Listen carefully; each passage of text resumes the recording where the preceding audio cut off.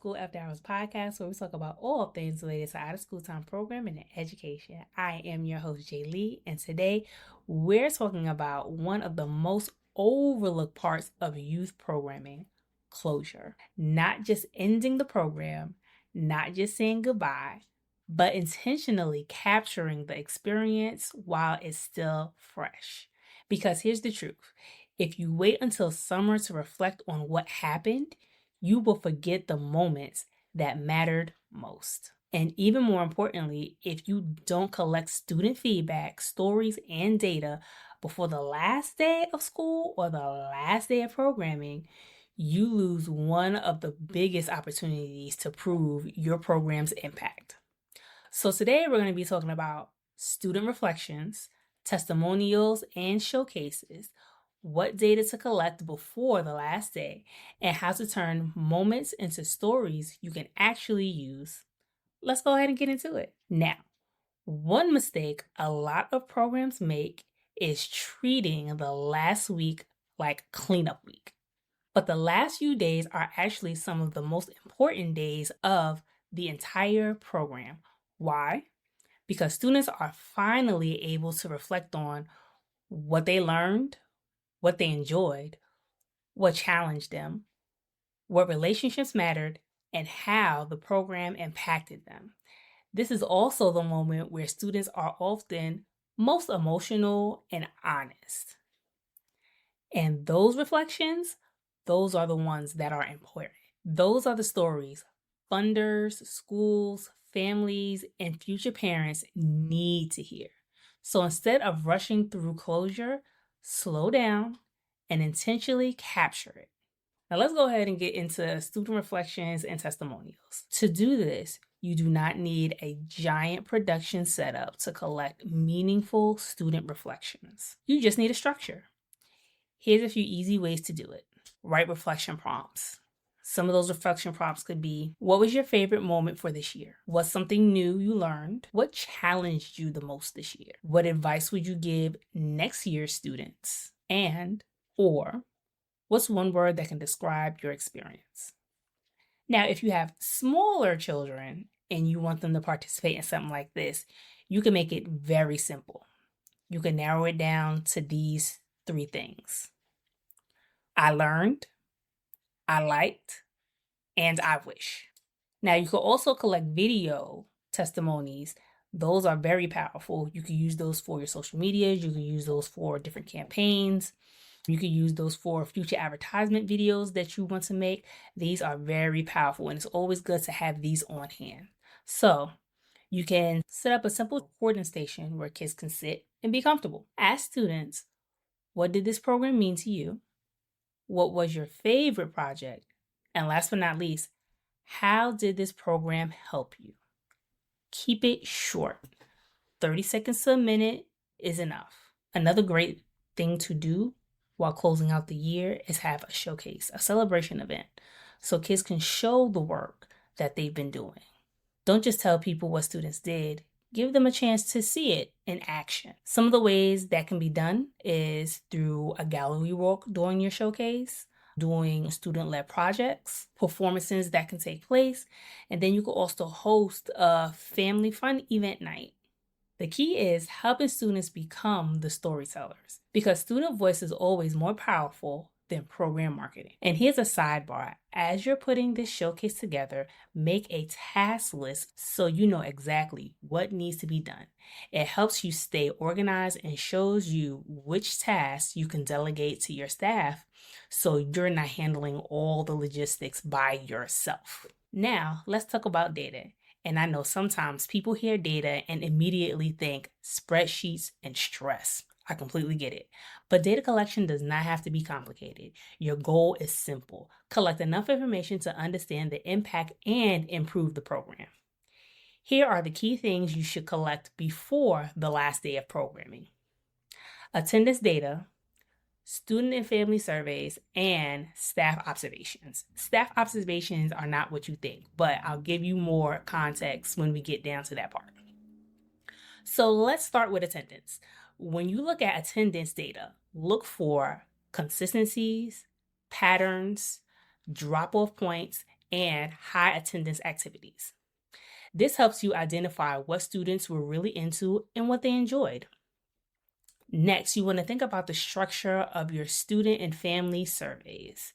The main thing is, as you are making these surveys, they should be short, sweet, simple, to the point. Nobody wants to fill out a 40-question survey during the last week. Focus on questions that capture program enjoyment, student engagement, sense of belonging, skill development, and favorite activities.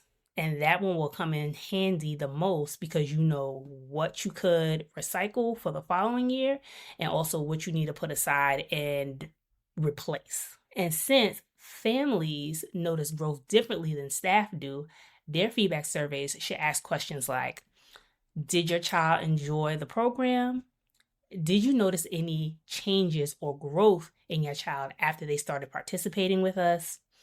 And what would you like to see in our program next year? It gives you more of an idea of how you can assist families while also continue to pour in the students that you serve. In this feedback process, it's also important to give staff a role. Have them complete an observation form that does a few things. This form will document student growth, identify program and student challenges, also pinpoint behavior improvements, leadership moments, and engagement shifts. These qualitative observations matter because they give you a different perspective of the program outside of your own. Last but not least in this process is collecting program artifacts. What do I mean? Well, let me tell you. Make sure that you are keeping samples and you're saving certain things. Some of those things that you can save are student work, photos that you've taken, whether you're going on trips or photos of different events that you've done at programming, lesson examples when the children are done with their final work. Keep those that capture the lesson the best. And all those other wonderful things as far as artifacts is concerned. Maybe it was a favorite saying, maybe it was a quote, maybe it was an aha moment a student had and they were able to fill it out on a form or write it down on a paper for a specific discussion activity or circle time that you all may have. Keep those things. Those items, they build the proof that your program is being impactful and also that you are building a skill set, not just memories. Finally, let's talk about how we can turn all of these things into stories. Here's where a lot of programs go wrong. They collect the data, they save the photos, and maybe create a folder. But they never actually turn the information into stories. And stories are what people remember. For example, don't just say students improved communication skills while they participated in your program. Instead, say, at the beginning of the semester, one student refused to speak during program activities, but by the final showcase, they were hosting and leading actual portions of the showcase in front of family and friends. Now, that's a story people want to learn more about, how this child has developed and grown while they participated in this particular program. Stories create emotional connections. Stories help with funding, recruitment, partnerships, staff morale, family trust, and community support.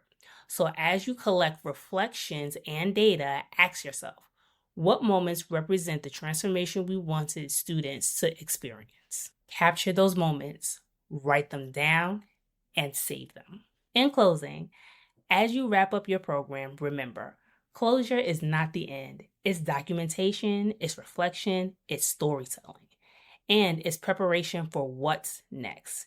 Before the last day arrives, make sure you're collecting student feedback, gathering meaningful data, saving artifacts and examples, and turn moments into stories that prove your impact.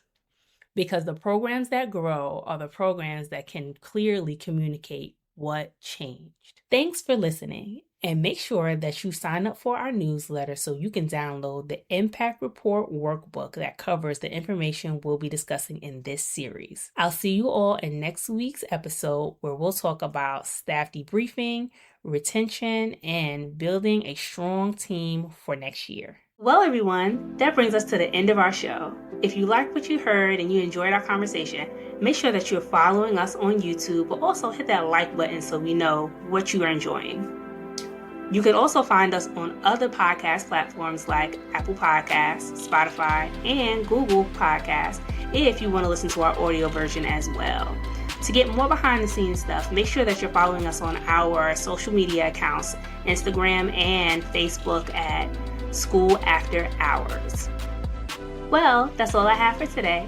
In the words of Mr. Arthur Ashe, start where you are, use what you have, do what you can. Until next time, y'all. Bye-bye.